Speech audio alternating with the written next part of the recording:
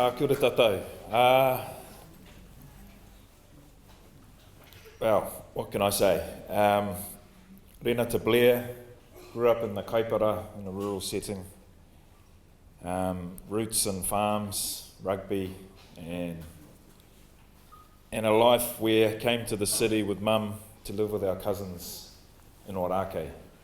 So our hapu and kaipara, very country upbringing around our elders and our marae, our 5 marae out in the South Kaipara, and then to this amazing city of Tāmaki Makaurau. And whilst I have a younger and much not as handsome younger brother, Ngārimu, he went into politics and the iwi business. I decided to go into private business.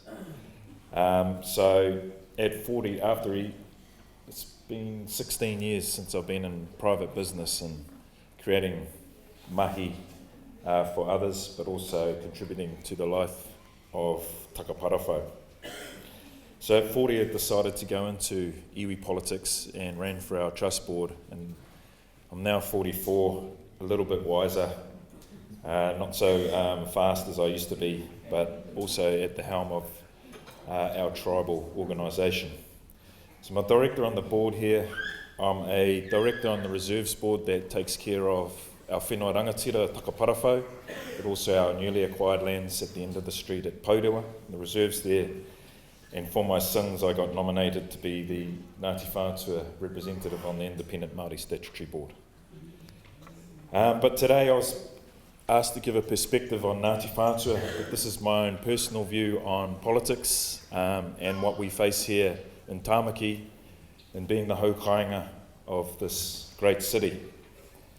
And I just wanted to name a few names of whom we descend from, and ones that I've looked and seen and been guided by. And they're Te Kōti, Te Rauparaha, Te Kawau, Te Wherowhero, Tū Haere, Te Whiti, Kākahi, Pomare, Carol, Ngata, Kupa, Te Atairangi Kāhu, Kāwhiru, Hawke, Wikirefi, Tūria, Sharples. A legacy of liberators, leaders, and a lifetime of commitment. And so we look to who's the next leaders of this country as we embark on elections at the end of this year. And we in Auckland find ourselves in a post-settlement environment of Tāmaki Makaurau, the city where 1 million people have rocked up to our shores, in our harbours, in our mountains, in our rivers. What's the challenges facing us here? Rising costs of living, housing ownership, rents, job creation, immigration, pollution, infrastructure, traffic, gangs, drugs, violence, homelessness.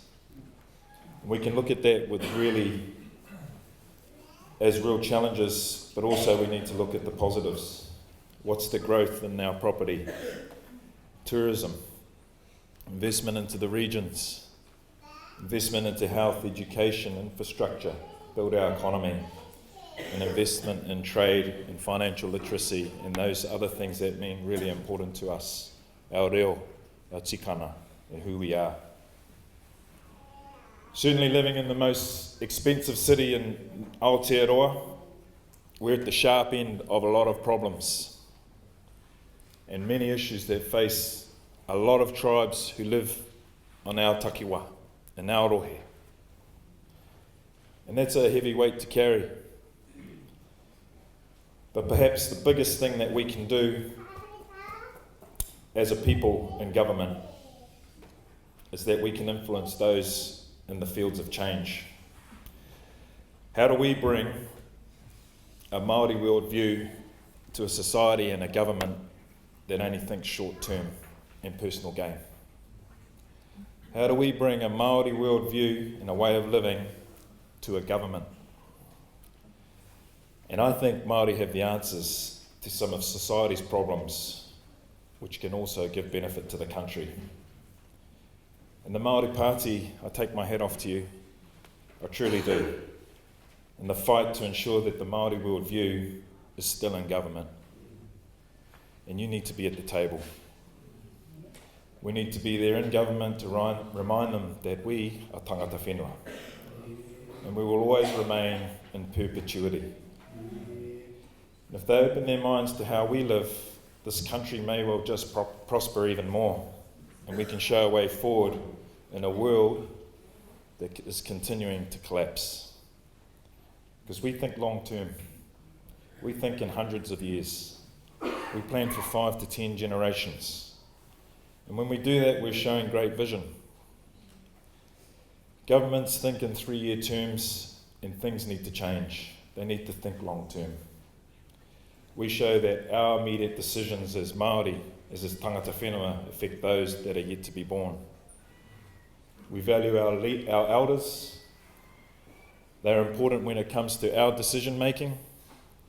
They have experience, they have wisdom, and often have solutions to really complex problems. Certainly at our table of Ngāti Whātua and others around Aotearoa, there's a taumata kaumātua that give that advice to us. Perhaps the government could look into history as a source of inspiration to the future. We're also community-based. Many families make up a community and we have a common purpose. We live with each other. I always say Boot Hill's almost like a closed community, gated community. But we live with each other. We love each other, sometimes a bit too much. We stand together and we test each other. Certainly at Takaparafo here, I experience that on a weekly basis. We're whānau. The rest of Auckland does not have this. They have exclusive properties in Remuera, in Pānau. They build big gates. They have security cameras and no relationship with their neighbours. And believe me, they desperately want that. We also have a common language, rituals, traditions, and we have a central meeting house where we can cry together, we can celebrate with each other, and we back each other up. We're also the land, and the land is us, and the ocean also binds us together. And we need to protect it at all costs. Our wairua, our mauri is from Aotua. It's infused into our lands, our rivers, our oceans, and people feel this wairua in us, and they want it. It's in our words, it's in our songs, our actions, it's in our karanga, and it's in our haka. And Pākehā can feel it, the global manuhiri can feel it, and they want a part of it. And this is what the world seeks, a world that's killing each other, and they're polluting their lands and destroying their oceans. And we have a Māori way of living which Pākehā have much to learn and what we can teach the world. As the government in Pākehā destroying forests, selling our water lands, depleting our fish, destroying the foreshore and seabed, minerals, oils, mountains, rivers, we actually have to work even harder than ever to influence them at the table. We have to act, we have to be the decision maker because it's going to save our country. None more so than here in Auckland where I talk to many wealthy Pākehās and they've gone and they've chased that short-term life and they've destroyed in the process. They've realised that's not what they want. And they're looking more towards us and how we live and how we influence the world. Because if we don't, they're going to continue to divide, and as a consequence, they will rule. So a big challenge facing iwi is we have a government who continues to employ this divide and conquer rule. When the Office of Treaty Settlements signs an exclusive area of land for your iwi, is it truly full and final? They seem to change not only goalposts, but they almost change parks.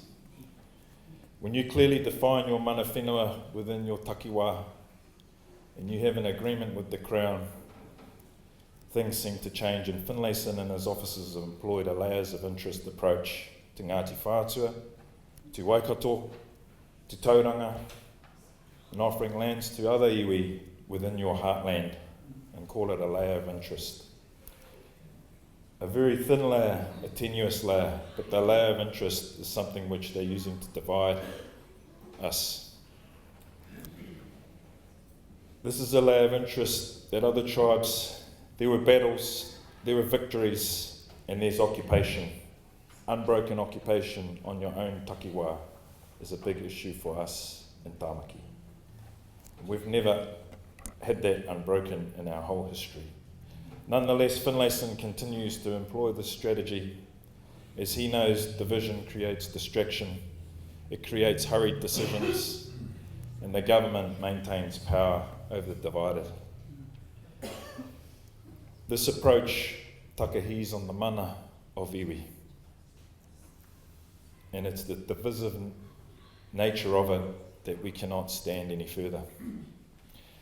And in our humble way, we try and discuss things with those officers, and we try and bring it to the forefront in a unified way, but it seems like extinguishing Māori using this cross claims is something that their officers are employing.